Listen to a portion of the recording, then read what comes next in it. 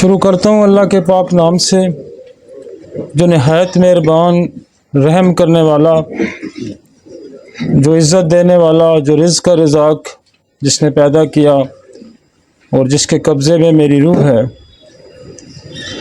आज हमारे पास जो टॉपिक है इमरजेंसी ट्रीटमेंट इन होम्योपैथी की, जो सेकंड लेक्चर है हमारा। पहला हमने फीवर पे किया था, बुखार पे। तो अब हम हेड से शुरू कर रहे हैं कि हेड की क्या इमरजेंसी हो सकती है, हेड के अंदर क्या इमरजेंसी आ सकती है, उसको हम डिस्कस करते हैं।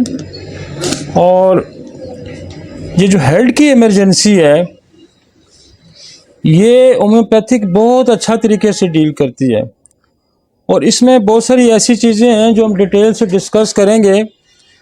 दूसरे तरीका इलाज में भी ये बड़े मुश्किल से हेड की इमरजेंसी कंट्रोल होती हैं, लेकिन होम्योपैथी अगर आपको सही समझ के दवा दी जाए और आप कॉजेटिव फैक्टर को एड्रेस करके दवा देंगे तो इतनी मज़ेदार इमरजेंसी जो है हेड की ठीक होती है, जिसमें स्ट्रोक है, जिसमें हेडेक है, जिसमें सीजर है, फिट्स हैं, जिसमें आपकी ट्राइजेमिनल एलर्जिया है।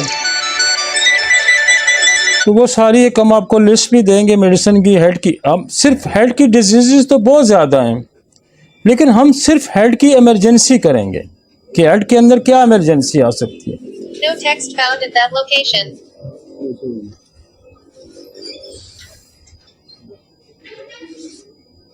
तो हम सिर्फ हेड की इमरजेंसी करेंगे। हेड की जो डिजीज़ हैं वो तो बेशुमार हैं और उस पर तो पूरा एक डिपार्टमेंट है न्यूरोलॉजी पे और हेड पे, लेकिन हम सिर्फ इमरजेंसी करेंगे कि इमरजेंसी अगर कोई हेड की हमारे पास आ जाती है तो हम उसमें हमारे पास क्या ट्रीटमेंट है और किस तरह उसको हम हैंडल करेंगे। तो आज हमारे पास और इस सीरीज़ में, इमरजेंसी सीरीज़ में, मेरे साथ अमेरिका से होते हैं डॉक्टर खान साहब जो इमरजेंसी स्पेशलिस्ट हैं। वो मेरे साथ कंसल्टेशन पे होते हैं हर लेक्चर में, और जितनी हमारी सीरीज़ चलेगी वो हमारे साथ कंसल्टेशन पे होंगे। तो क्योंकि उनकी इमरजेंसी की एक्सपर्टी है, हम इमरजेंसी के टॉपिक सारे प्रिपेयर करते हैं मिलके, और थेराप्यूटिक सारा जो है वो मैं करता हूँ। और इस तरह से हम इसको समझ के करेंगे तो बहुत सारा होम्योपैथी बरादरी को या दुनिया में जहाँ भी होम्योपैथ डॉक्टर बैठे हुए हैं उनको फ़ायदा होगा। क्योंकि बाज़ दफ़ा हम जो इमरजेंसी आती है, फ़र्ज़ करें पेशेंट बेहोश हुआ होता है, उसको फलज गिर रहा होता है या इस तरह की पेन हो रहा होता है, तो फिर फ़ौरन ये कहा जाता है कि जिसको किसी बड़े हॉस्पिटल में ले जाए। इवन हमारे जो दूसरे तरीका इलाज के लोग भी हैं वो भी क्लिनिकली उसको हैंडल नहीं कर पाते। लेकिन अगर आप सही तरीके से इसको समझ जाएं और समझते हो तो फिर आप इमरजेंसी, और ये इमरजेंसी इतनी लंबी ट्रीट नहीं होती, ये मिनटों सेकंडों में प्रॉब्लम सॉल्व हो जाते हैं। तो इससे पहले कि मैं टॉपिक को शुरू करूं, हम एक अफ्रोज़म जो है हमारी रूटीन होती है और उसको मैं पढ़ता हूँ। लाइन जी।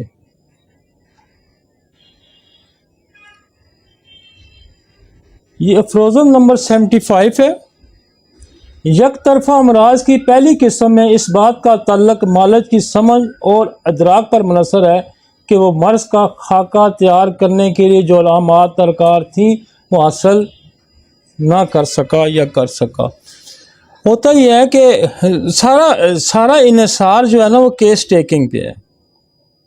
अगर आप केस टेकिंग सही नहीं करते तो आप चाहे केस रेपर्टाइज करते हैं या चाहे आप कोई भी तरीका इख्तियार करते हैं, आप केस ही आपने गलत ले लिया, कॉजेटिव फैक्टर ही आपको नहीं पता चला, वजह ही नहीं आपको पता चली, आप उस नतीजे पे नहीं पहुंचे जो इलाज का एक पहला हिस्सा है कि पहले आप बीमारी को समझें, और आपने बीमारी ही नहीं समझी तो ज़ाहिर आप बीमारी ही गलत समझ बैठे तो इलाज भी गलत होगा। तो ये मुनहसर है आप पे। हनीमन ये कह रहा है कि ये तो फिर केस टेकिंग वाले पे मुनहसर है कि वो अलामात कैसे लेता है या वो केस टेकिंग कैसे करता है।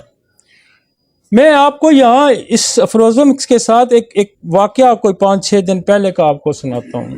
मेरे पास एक बच्ची आई, उसकी उम्र थी कोई 10-12 साल। उसका बीपी कंट्रोल नहीं हो रहा था, और उसका बीपी पिछले 2 वीक्स से कंट्रोल नहीं हो रहा।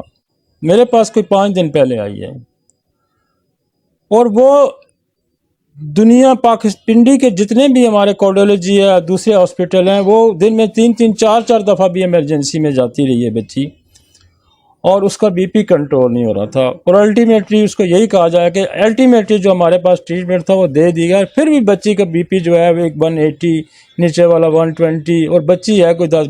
और मेरे पास जो केस आया तो मैंने कहा ये जो इसका बीपी शुरू होने से पहले इसका कोई और भी इलाज हुआ या इसको कोई और भी बीमारी थी? तो उन्होंने कहा जी इसको सांस की बीमारी थी। सांस की बीमारी थी नहीं, एक्यूट कोई ब्रोंकाइटिस हो गया या नज़ला हो गया। तो उसके लिए हम डॉक्टर के पास गए, तो उन्होंने मेडिसिन दिया। मैं मेडिसिन के नाम नहीं गिनवाना चाहता। तो मेडिसिन दी, एक ने दी, कोई नहीं फ़र्क पड़ा, दूसरे ने दी, तीसरे ने दी, और 3-4 दिन में ये हुआ कि वो प्रॉब्लम हमारा सॉल्व नहीं हुआ, लेकिन बच्ची का ब्लड प्रेशर रेज होना शुरू हो गया, सर दर्द शुरू हुआ और ब्लड प्रेशर रेज होना शुरू।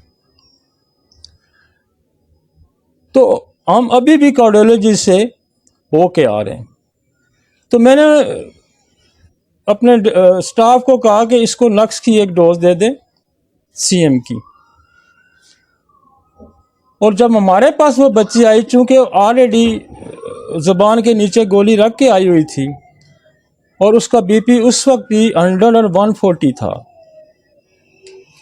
तो हमने कोई 10 मिनट बाद दोबारा जब चेक किया तो 130 और 85 था 10 मिनट बाद। और मैंने उनको साथ प्लेसबो बना के और कुछ मेडिसिन ये भी दे दी कि खुदा ना खास्ता अगर दोबारा होता है तो मैंने नक्सवामिका 30 की कुछ डोजेस दे दी कि इसको दोबारा दे दें।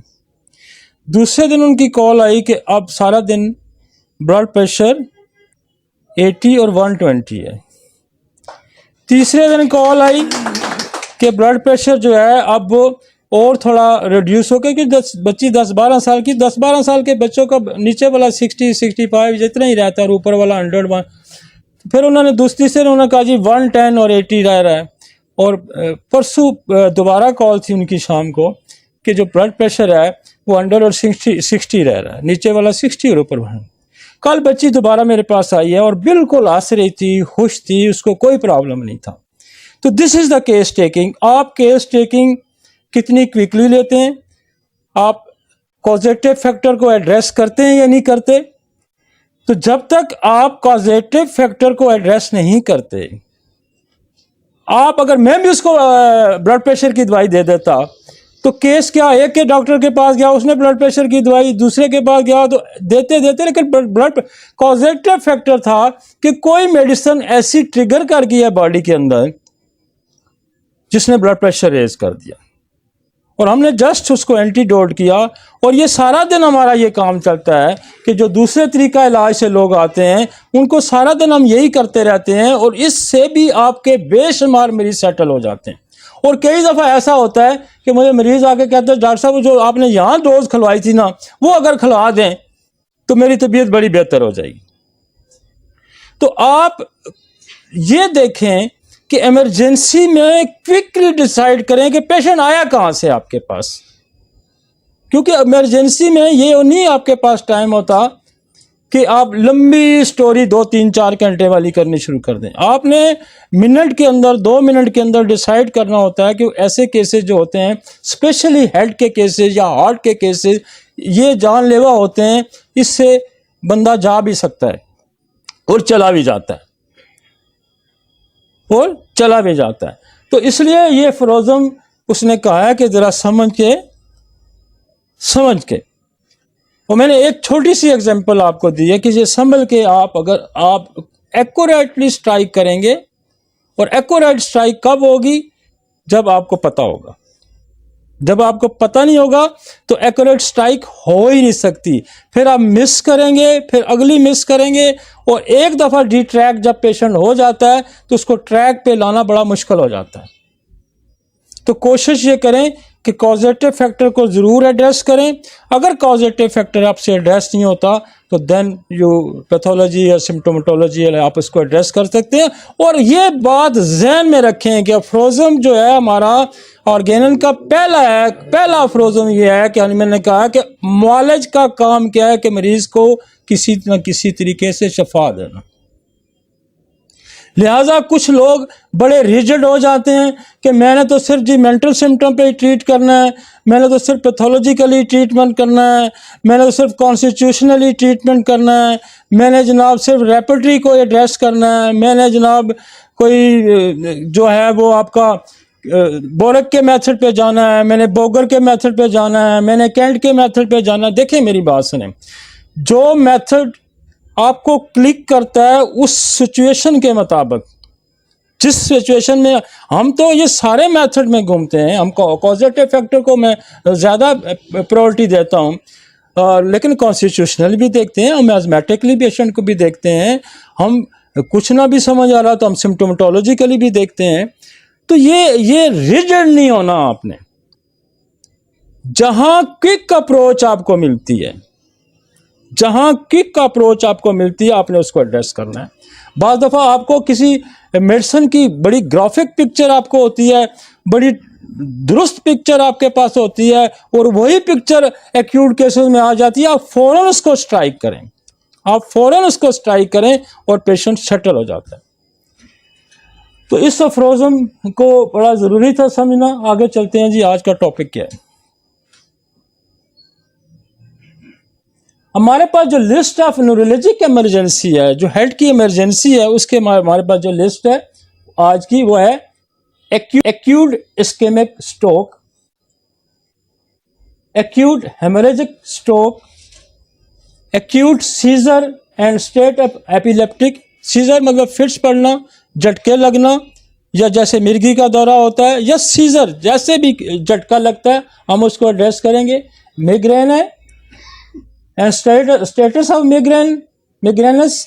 मिग्रेन जो है वो सर दर्द की को ही कहते हैं, इसकी भी डिटेल हम चेक करेंगे। Delirium and acute confusion state है कि बंदे को कुछ समझ नहीं आ रही मेरे साथ क्या हो रहा है, कभी उठेगा, कभी बैठेगा, कभी गिरेगा, अनकॉन्शियस नहीं होगा। ये भी हमारा आज का टॉपिक है, क्योंकि आपके पास कोई इस तरह का भी मरीज आ जाएगा। फिर हमारे पास एक और टॉपिक है आज, ट्राइजेमिनल न्यूरोलजिया। ये फेशियल हमारी जो ट्राइजेमिनल नर्व है ये एक्सपोज हो जाती है और इसका दर्द होता है, इसको भी हम डिस्कस करेंगे। मेनिंजाइटिस है आपका, जो मेनिंजाइटिस जो एक ब्रेन की कैफियत है जिसमें मेनिंजिस की इन्फ्लेमेशन हो जाती है। इनकेफेलाइटिस है, ब्रेन की इन्फ्लेमेशन है, हम इसको एड्रेस करेंगे। ब्रेन एब्सिस को एड्रेस करेंगे। फिर मेटास्टेटिक ब्रेन ट्यूमर्स हैं, इंक्रीज इंट्राक्रीनल प्रेशर्स, तो ब्रेन के अंदर कोई ट्यूमर भी हो सकता है, उसकी वजह से भी आपके पास प्रेजेंटेशन आ सकती है कि जिस बंदे को सर दर्द है, इसको बेहोश हो गया है, इसके साथ कुछ, तो उसको भी हम एड्रेस करें। और उसके बाद आपका इंट्राक्रेनियल हाइपरटेंशन है। ठीक हो गया जी। कोशिश मैं करूंगा कि इस टॉपिक को मैं डिटेल अगर पढ़ाऊं तो हमारा स्ट्रोक का जो टॉपिक है वो पूरा लेक्चर खा जाता है, लेकिन हम इसको इमरजेंसी पॉइंट ऑफ व्यू से डील करेंगे। कोशिश करेंगे कि आपको समझाने में बेशक घंटा आधा घंटा लग जाए, एक दफ़ा समझ आ जाए तो सारी ज़िंदगी काम आता रहेगा। तो हम पहले क्या करेंगे, स्ट्रोक। स्ट्रोक जो है ये ब्रेन की एक कैफियत है और उसमें फॉलेज भी हो सकता है, उसमें बंदा बेहोश भी हो सकता है, उसकी नज़र भी जा सकती है, उसकी समात भी जा सकती है, वो ट्रैगर और स्पीच भी उसकी ख़राब हो सकती है, चलने में दुश्वारी हो सकती है, इसकी बहुत सारी प्रेजेंटेशन है। लेकिन आपके पास स्ट्रोक स्लो भी होता है, लेकिन ज़्यादातर सडनली स्ट्रोक्स होते हैं और मरीज़ आपके पास उठा के लाया जाएगा कि जिसको फालज हो गया, अब बोल नहीं रहा, अब सुन नहीं रहा, अभी बेहोश हुआ है। तो ये सारी कैफियतें आएंगी, तो समझ लें कि आपका पहला ध्यान स्ट्रोक की तरफ जाना चाहिए। Acute ischemic stroke results from the occlusion of the major cerebral vessels by thrombosis or embolism। जो ब्रेन के अंदर आर्टरी है उसके अंदर कहीं रुकावट आ गई है। जब रुकावट आ गई है तो ब्लड सर्कुलेशन आगे रुक गई है। अब ये रुकावट क्लॉट की वजह से भी आ सकती है। ये जो रुकावट है ये कोई बुलबुला भी एयर का बन सकता है। ये इनोरिज्म होता है कि आर्टरी फैल जाए तो वो फट जाए तो उसकी वजह से हेमरेज हो सकता है। ये रुकावट हेमरेज की वजह से भी हो सकता है। अब पहली पिक्चर जो दिखा रहा है, जरा पहली पिक्चर दिखाएं। ये पहली पिक्चर है, आप यहां देखें, इसको थोड़ा सा बड़ा करें, बड़ा हो सकती है, नहीं नीचे वाली को। अब ये देखें कि ये जहां से इसने तीर उठाया है, यहां से ये देखें, ये बाकी जो आर्टरी में सारी में ब्लड जा रहा है, और ये जहां से इसने एरो बनाया है, यहां देखें एक क्लॉट हो गया है, और आगे सप्लाई बंद होगी। आगे जब सप्लाई बंद होगी तो ये जितना ऐसा जो भी एरिया हमारा नर्वस सिस्टम जिस एरिया को कंट्रोल करता है, कोई हाथ नहीं हिला सकता, बोल नहीं सकता, तो वो एरिया काम करना छोड़ देगा, क्योंकि ये एरिया जो है अब काम करना अगला छोड़ गया। नीचे करें जरा, इसको थोड़ा नीचे करें। ये देखें इसकी ये देखें क्लॉट बना हुआ है, ये क्लॉट बना हुआ है, ये ऑब्स्ट्रक्शन होगी। अब जहां आर्टरी के अंदर ऑब्स्ट्रक्शन होगी तो क्या होगा कि आगे सप्लाई बंद होगी, ब्रेन के अंदर आगे सप्लाई बंद होगी। अब ब्रेन के अंदर आगे सप्लाई बंद होगी तो क्या होगा कि ब्रेन की डेथ होनी शुरू हो जाएगी, आगे फंक्शन नहीं होना शुरू, फंक्शन बंद हो गया। मसलन यहां पीछे नलका आ रहा है, तो जो आपके घर की तरफ नलका हो अगर ब्लॉक हो गया तो आपको पानी नहीं मिलेगा। जब आप पानी नहीं मिलेगा तो ये जिंदगी डिस्टर्ब हो जाएगी, यही बात है ना। तो ये जंग का एक असूल भी होता है कि दुश्मन की सप्लाई लाइन काट दी जाती है, पता है ना। जब सप्लाई लाइन काटी गई तो आगे जो फौज है वो भूखी मरेगी। आसान सी समझ की बात है कि जंग होती है तो क्या सबसे पहले कोशिश होती है कि दुश्मन की सप्लाई लाइन काटी जाए। तो मर्ज भी क्या करता है, ये मर्ज क्या करता है कि यहां क्लॉट होकर आगे सप्लाई लाइन बंद कर देता है।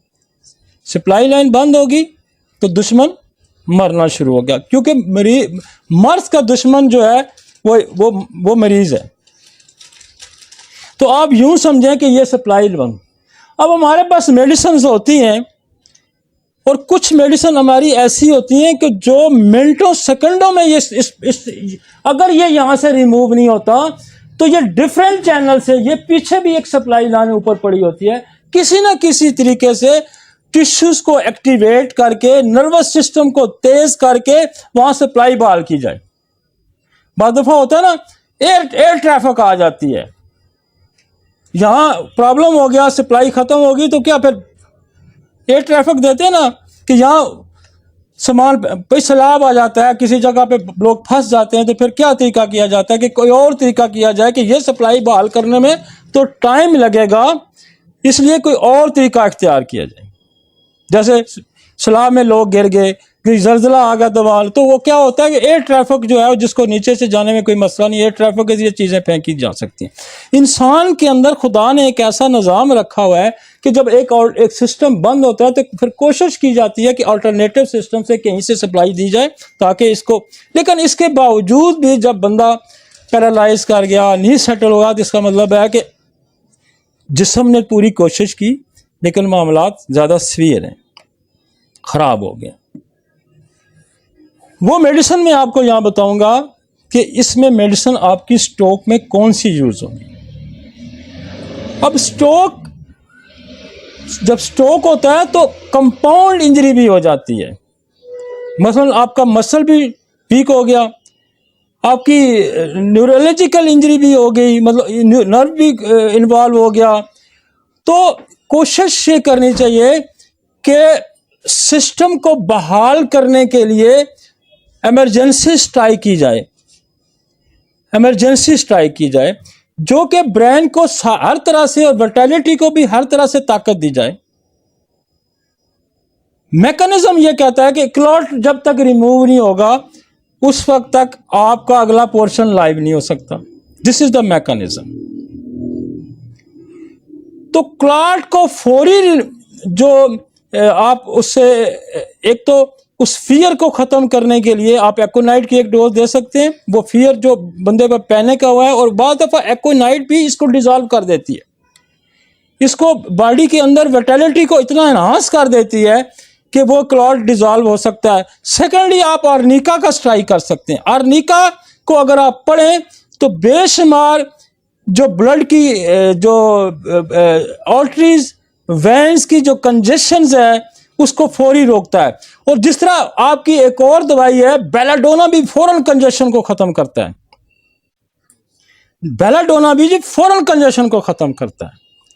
और हमने ये देखा है कि हम फौरी तौर पर, कि मैं तो जहां एमरेज हो जाता है या क्लॉट हो जाता है तो हम फौरी क्या करते हैं, एक तो फौरी हम हर 5 मिनट बाद 10 मिनट बाद मेडिसिन अप्लाई करना शुरू करते थे। पहले ऑरोमेट दे दी, फिर आर्निका दे दी, फिर ओपियम दे दी। ओपियम का काम होता है कि वहां से इसको आगे धकेलना, ताकि यहां से आर्निका का काम होगा इसको डिसॉल्व करना। आर्निका क्या करेगा, इसको डिसॉल्व करेगा। ओपियम क्या करेगा, जो डिसॉल्व हिस्सा उसको वहां से मूव कराएगा। चलो भाई चलो, देखो ना, ट्रैफिक वाला फौरन पहुंच जाता है, ट्रैफिक बहाल होती है, यूं निकलो। तो उसका ये काम है कि आपको फौरन वहां बहाली करना, बस पुश करना, धकेलना। यहां जलसीम में भी बहुत अच्छा काम करती है। जलसीम का ये फीचर है कि all the senses of the body, चाहे वो मोटर सिस्टम के हैं, चाहे वो जो सेंसरी सिस्टम के हैं, उन सारों में एक पावर जनरेट कर देता है। जैसे कोई क्राइसिस आया तो सारे घर के बंदे उठ के उस क्राइसिस को सॉल्व करने लग पड़े। तो बॉडी के तमाम फंक्शंस जलसीमियम जो है वो एक्टिवेट कर देता है। इवन जलसीमियम के अंदर यह भी लिखा हुआ है कि आपकी जो ब्लड सर्कुलेशन स्लो होगी उसको तेज कर देगी।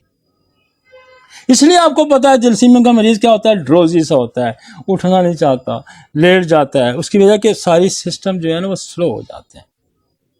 और मैं आपको बताऊं कि ये जो मैं आपको इमरजेंसियां बता रहा हूं ये मिनटों में हल होती हैं। हमने स्ट्रोक के पेशेंट 2-2, 4-4, 6-6, 10-10 मिनट के अंदर उठाए हैं और उठ के चले हैं, वो बिल्कुल चले हैं। और ये इमरजेंसियां हम रोज डील करते हैं। आप सिर्फ दवाइयों को समझने की अब इस तरह की एक और दवाई है जैसे कॉस्टिकम। अब कॉस्टिकम भी है ना कि बेसिकली ये सारी फालेज की दवाइयां हैं।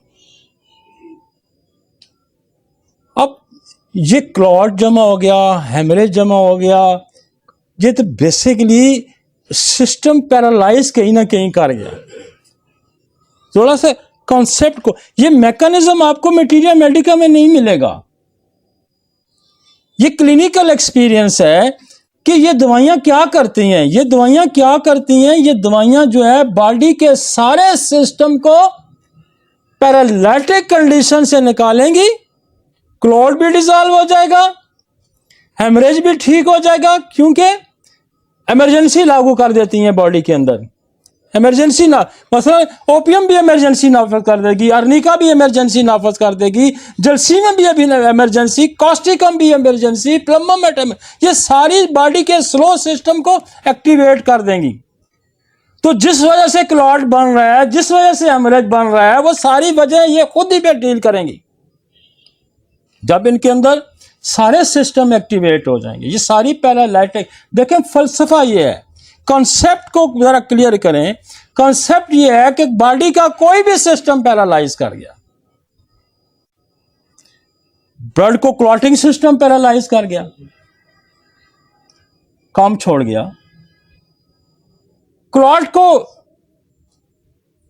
कम करने वाला, क्लॉट को डिसॉल्व करने वाला जो फंक्शन है वो पैरालाइज कर गया। तो आप जब थेराप्यूटिक्स पढ़ते हैं तो आपको क्लॉट की दवाइयां कम मिलती हैं और पैरालिसिस की दवाइयां ज्यादा मिलती हैं। इसका क्या मतलब है कि ये और दवाइयां ये काम करती हैं, जलसी में भी काम करती है, ओपियम भी काम करती है, कॉस्टिकम भी काम करती है। और जो मैकेनिज्म की दवाइयां आपके पास, वो अर्निका है क्लॉट को डिसॉल्व करने के लिए, आपके पास लेक्सिस है क्लॉट को डिसॉल्व करने के लिए, आपके पास क्रोटेलस है, आपके पास बोथरोब है, आपके पास वाइपरा है, ये सारी क्लॉट को डिसॉल्व करने वाली दवाइयां हैं। और जहां कहीं आप समझते हैं जहां कहीं समझते हैं। लेक्सिस भी बहुत अच्छा क्लियर कर देती है, पोथ्रो भी क्लॉट्स को क्लियर कर देती है। लेकिन हम चूंकि पैरालिटिक मेडिसिन को क्यों फोकियत दे रहे हैं? साथ आप वो चला सकते हैं, इसलिए दे रहे हैं कि वो बॉडी के फंक्शन को एनहांस करना है, इमरजेंसी से निकालना है, रेस्क्यू करना है। लेक्सिस भी रेस्क्यू करती है, अर्निका भी रेस्क्यू करती है, लेक्सिस बहुत अच्छा रेस्क्यू करती है, बोथ्रो बहुत अच्छा करती है, इसलिए वजह कि बंदे मार देती हैं ये पॉइजन्स। लेकिन आपने अगर और कुछ रिलेशनशिप का भी बड़ा आपने ख्याल करना है इस दौरान। देखिए, ओपियम आपने अगर दे दी है तो जल्सियम आप फौरन नहीं दे सकते, ये बात ध्यान में रखना, केस खराब कर देंगे आप, क्योंकि आप हरी में, आप जल्दी में, लेकिन आपने अपने आप को अलर्ट भी रखना है। उस अलर्ट में एक दवाई के बाद एनीमिकल दवाई दी तो केस और खराब हो गया। एक बंदा पहले से इमरजेंसी में है और अपने उसको फिर इमरजेंसी में डाल दिया। तो ये ध्यान में रखना है कि अगर फर्ज करें आप ओपियम दे बैठे हैं और आप कह रहे हैं मेरा ओपियम से काम नहीं चल रहा, और ये ओपियम इतनी इमरजेंसी डील करती है। मेरे पास आज कोई एक हफ्ता पहले की बात, एक पेशेंट आई, उसकी राइट साइड बिल्कुल पैरालाइज थी, बिल्कुल पैरालाइज थी, नो मूवमेंट, बिल्कुल एब्सोल्यूट नो मूवमेंट, और वो 2 हफ्ते गुजर गए थे उसको। डॉक्टर साहब मैं इस हाथ से खाना खाती हूँ, ये अब मैं मरीज देख रहा था, उसकी मैंने स्टोरी सुनी और मैंने लड़के को कहा इसको ओपियम 1 mg की डोज ड्रॉप डालो। आपको मैं खुदा को हाज़िर नाज़िर जान के ये यकीन से कह रहा हूं कि मैंने एक मरीज और देखा है, और मैं मरीज आपको पता है कितने जल्दी देखता हूं। एक मरीज मैंने और देखा है, तो मैंने पूछा हाँ जी क्या हाल आपका, बाजू उठाएं, बाजू यूं लेगी, 2 मिनट नहीं लगे, 2 मिनट लगे होंगे। मैंने कहा यूं करें, यूं बंद हो रहा है, मेरे सामने पेपर वेट, मैंने कहा उठाएं इसको, हमारे पेपर वेट उठा लिया। तो दिस इज इमरजेंसी। अगर ओपियम स्ट्राइक मिस कर गई है, देखें आपको पूरे केस को समझने में वक्त लगेगा, कॉजेटिव फैक्टर, बाद कोशिश तो करें, लेकिन आपने मरीज को निकालना भी है, तो फौरन सल्फर 30 की एक डोज दे दें। और बाद दफा मैंने देखा कि सल्फर 30 देने से भी मरीज उठ पड़ता है।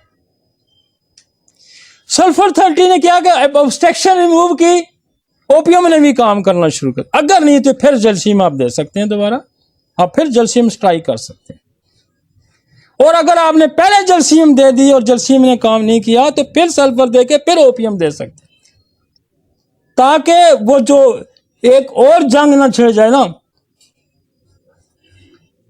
2 मुख्तलिफ जो एनिमिकल फोर्सेस हैं वो आपने गट्ठी वहां डाल दी हैं, तो लड़ाई शुरू होगी, बजाय इसके कि वो प्रॉब्लम सॉल्व करने के उन्होंने प्रॉब्लम को खराब करना शुरू कर,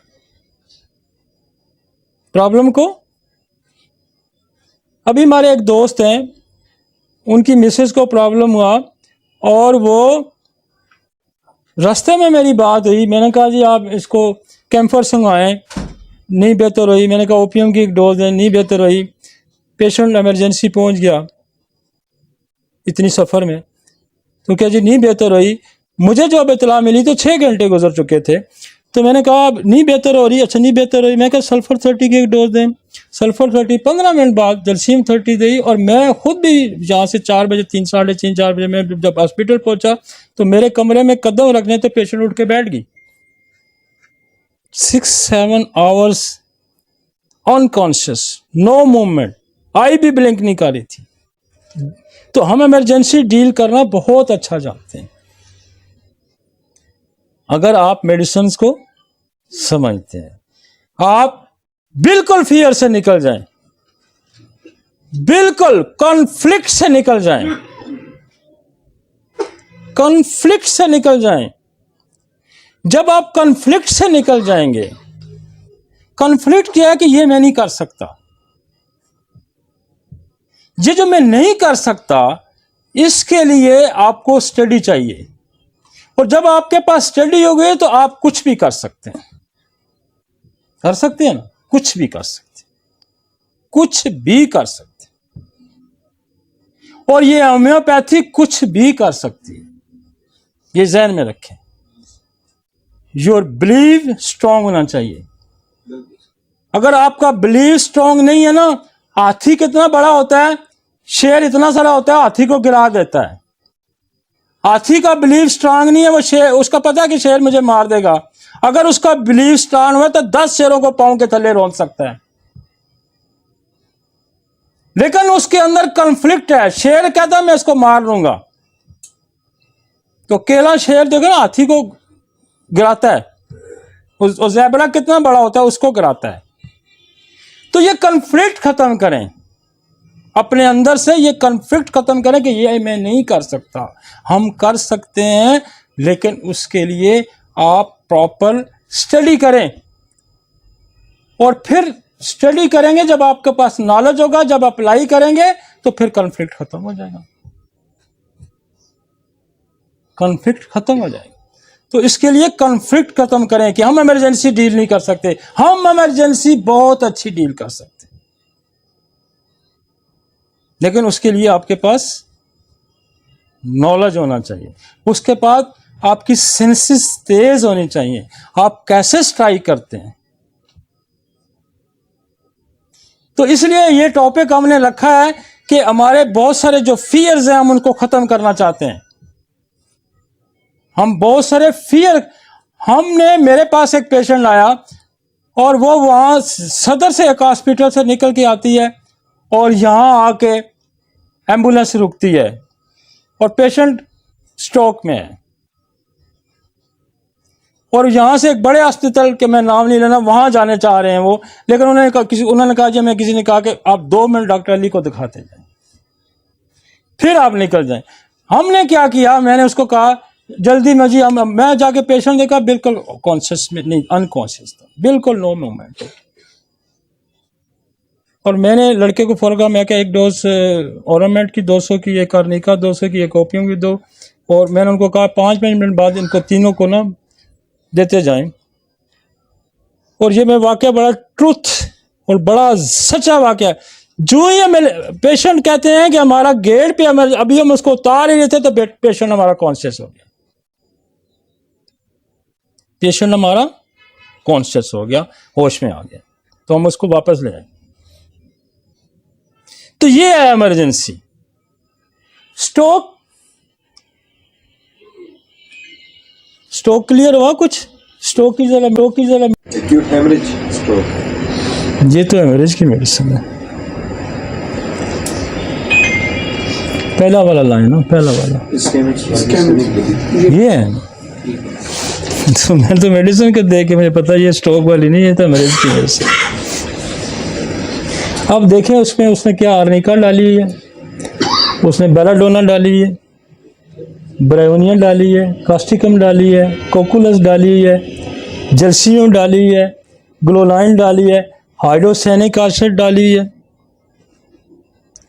हाइड्रोसैनिक एसिड भी बंदे को मार देती है, ये मैं आपको बता दूं।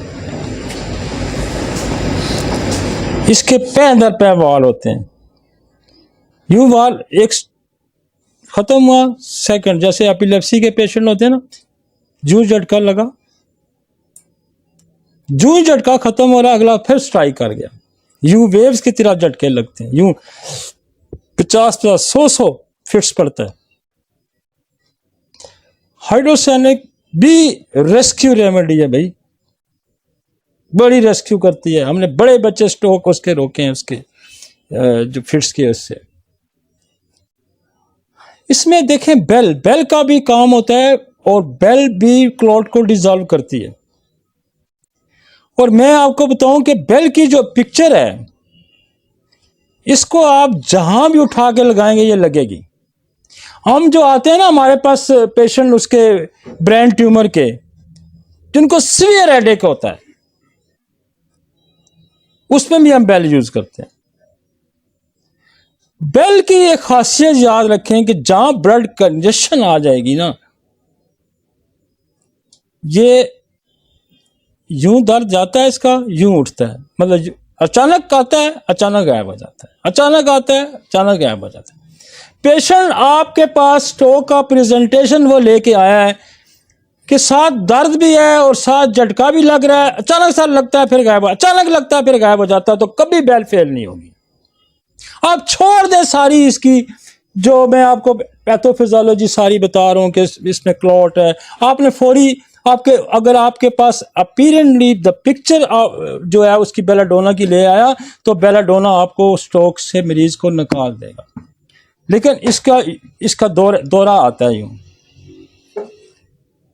इसका सर दर्द भी दौरेदार होता है। वो कहता है अचानक चीख उठती है, जैसे हम फिट्स में यूज करते हैं, बच्चा अचानक चीख मारता है फिर चुप हो जाता है, फिर चीख मारेगा, बेलाडोना देगा फौरन ठीक हो जाएगा। तो belladonna suddenly appear and suddenly disappear, suddenly appear suddenly disappear, जहां कहीं दर्द आएगा सडनली अपीयर सडनली डिसअपीयर, जहां कहीं अलामात आएंगी सडनली अपीयर सडनली डिसअपीयर, तो दैट इज द बेलाडोना। और इसकी पैथोफिजियोलॉजी है कि ये कंजेशन पैदा करता है, ये कंजेशन पैदा करता है। तो बेलाडोना को आप इस हद तक अगर समझ लेते हैं, एक अलामत अगर आप याद रखते हैं, एक यार में इतनी स्ट्रोक का मरीज आप डील कर रहे हैं, इतना तो है कि एक याद रखें, सडनली अपीयर सडन, आप बेलाडोना को हर जगह आप एंजॉय करेंगे, ये आपको एंजॉय कराएगी। एंजॉय कैसे कि मरीज ठीक हुआ तो आप एंजॉय करेंगे ना, यार क्या हुआ अभी अभी है, बस हो गया। एकोनाइट फियर खौफ के साथ आता है और एक्यूट कंडीशन में आता है। और आर्निका को अगर डिकम्पोज कर देता है ब्लड को, ब्लड की जो कंपोजिशन है नॉर्मल उसको डिकम्पोज कर देता है आर्निका। और इसकी आप पैथोफिजियोलॉजी समझेंगे तो आपको बड़ा ही मजा आएगा। ये जो दवाइयां मैं आपको बता रहा हूं ना, इनको जाके पढ़ें, आप स्ट्रोक को डील करेंगे। और मैं समझता हूं कि दुनिया का बेस्ट कोई इमरजेंसी हॉस्पिटल है जो स्ट्रोक को डील करता है। आप यहां किसी डॉग और मल्ले में बैठ के उसको बहुत अच्छा डील कर सकते हैं अगर आप इसको समझते हैं। और दवाइयां बड़ी आम सी हैं, कोई मुश्किल तरीन दवाई नहीं है, और ये हर क्लिनिक पे मौजूद हैं। ये दवाइयां हर क्लिनिक पे मौजूद हैं। ये दवाइयां क्लोनाइन अगर मरीज सनस्ट्रोक के साथ आया है, सनस्ट्रोक के साथ आपका है, ये साथ आया हुआ बंदा क्या जी धूप में फिर रहा था, डॉक्टर साहब बस ये आया घर, ठंडा पानी पिया, कुछ किया तो इसके साथ ये हो गया। तो ग्लोनाइन ये बेलाडोना से भी एग्रेसिव है। यहां एक और दवाई बड़ा अच्छा काम करती है, हेलीबोरस, और उससे भी मैंने बड़े स्ट्रोक के मेनिंजाइटिस के केसेस हमने ठीक किए। मेरे पास एक पेशेंट था और वो आया गर्मी में, गया कहीं इधर कश्मीर की तरफ, धूप लगी उसको, पिंडी का रहने वाला था, तो कहता हम सफ़र करते रहे, तो वापस आया। पूरा 1 महीना वो यूं करता था, यूं करता था, पूरा महीना वो मुख्तलिफ अस्पतालों के चक्कर काटता रहा, पूरा 1 महीना वो सही बैठ ही नहीं सकता था। डॉक्टरों को कुछ समझ नहीं लग रही थी कि क्या हो रहा है। मेरे पास आया, वो मेरे जानने वाले थे, वो लेके आए उसको, और हमने उसको पहले दी, नक्स दी, बेल दी, ग्लोनाइन दी। मैंने उसको उधर रख लिया। ऐसे मरीजों को मैं तो लौटा लेता हूँ क्लिनिक पे, मैं कहता रखो जी इसको, घंटा 2 घंटे रखते हैं इमरजेंसी में। जब मैंने उसको एलिबोरस दी तो मैंने कहा क्या हाल है, कहाँ हो? कहता है आपके क्लिनिक में हूँ। मैं क्या, अब पहले वो नहीं बता सक रहा था कि मैं कहाँ हूँ। मुझे 2 हफ्ते लगे और वो फिर क्रिकेट रनिंग तो सारा कुछ कर रहा था। तो एलिबोरस भी आपको माइंड में रखनी चाहिए। जब कहीं पेशेंट्स इन्फ्लेमेशन ब्रेन के अंदर हो जाती है, ये मेनिंजाइटिस की भी बड़ी दवाई है। और ये सनस्ट्रोक से मरीज आपके पास आया हो तो आपको बेलाडोना है, आपके पास ग्लोनाइन है, बड़ी दवाई है। आपके पास एलिबोरस है, आपके पास नेट्रम कार्ब है। आप इंटरकरेंट करें सोल से, आपका पेशेंट नहीं समझ रहा, स्ट्राइक करें, आपका पेशेंट नहीं समझ रहा, एक डोज सोल 200 की दे दें, एक डोज जो सन रेज से बनी होती है, सन स्ट्रोक वाले मरीज को एकदम समझ जाएगा, एकदम समझ जाएगा।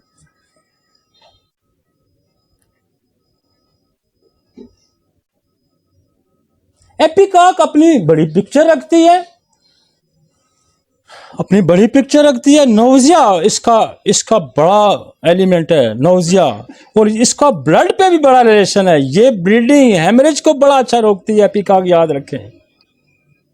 एपिकॉक, हम ये जो औरतों के प्रोफ्यूज मेंसेस आते हैं, ब्लीडिंग हो रही होती है, हम एपिकॉक सीएम की एक डोज देते हैं, थोड़ी देर में रुक जाते हैं। तो एपिकॉक हेमरेज की भी बड़ी दवाई है, और अपनी एक डिफरेंशिएट पिक्चर रखती है, अपनी एक डिफरेंट पिक्चर रखती है। इसको नोजिया होगा, और पेशेंट अगर थोड़ा सा भी कांशो के जिसको मतली आती है, अब कहियां करता है, मतली आती है तो एपिकॉक फिट हो जाती है।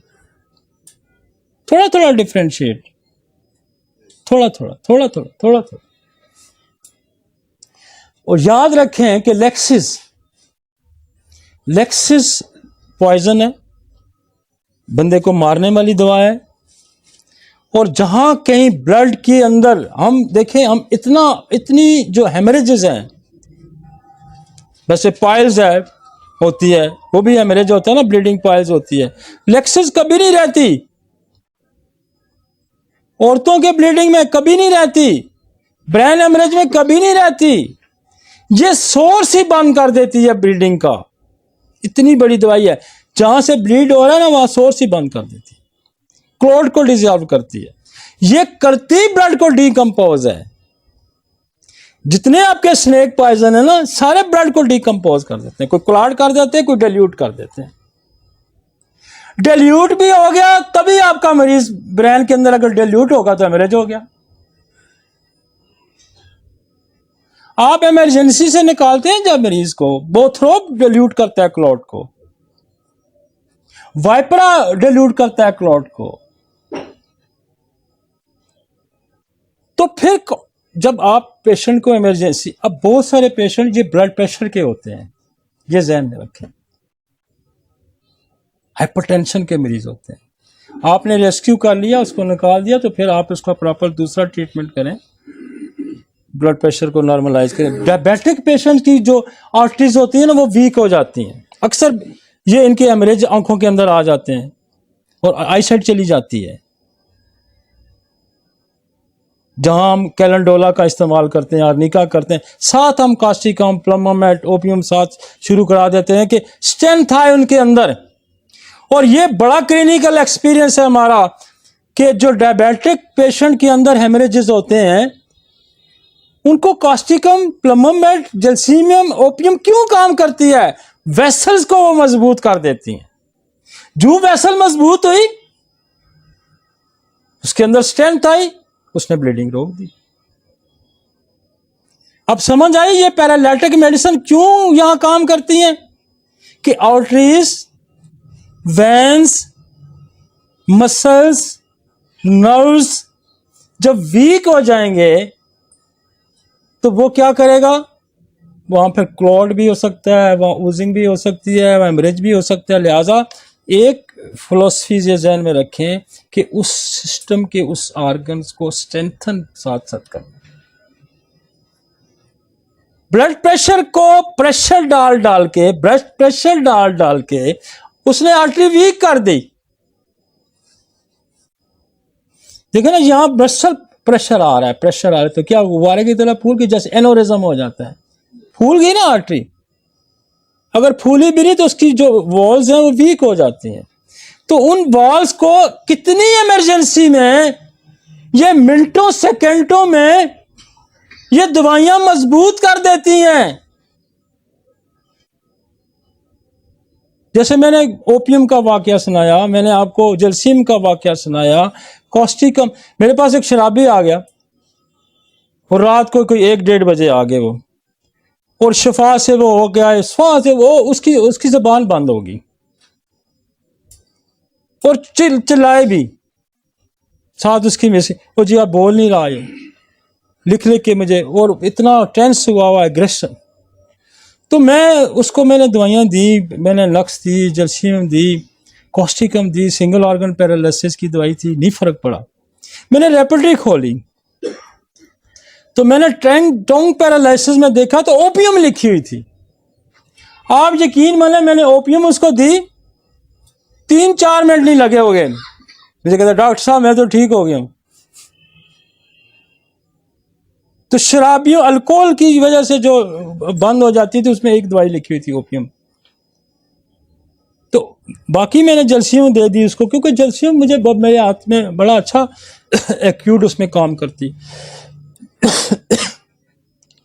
तो ये 4, 5, 6 जो दवाइयां हैं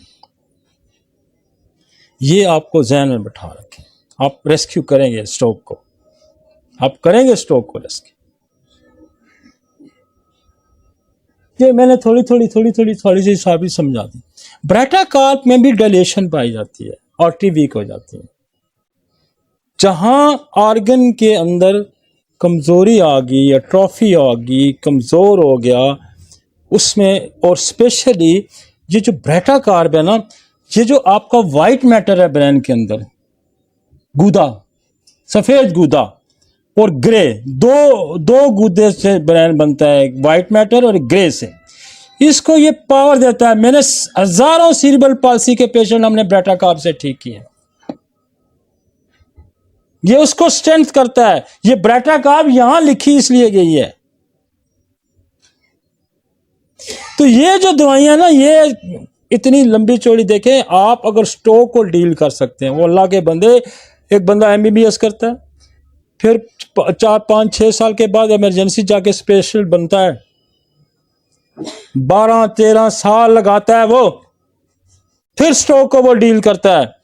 तो आप 4, 10 दवाइयां अगर समझ लें 1 घंटे के अंदर, 10 मिनट के अंदर, तो आप इमरजेंसी अगर डील करते हैं। इससे बड़ी साइंस कौन सी हो सकती है?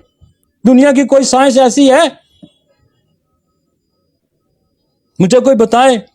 मेरे बड़े दोस्त, सारे मेरे दोस्त स्पेशलिस्ट हैं, मुझे नहीं पता कोई इतना जल्दी डील कर सकता है।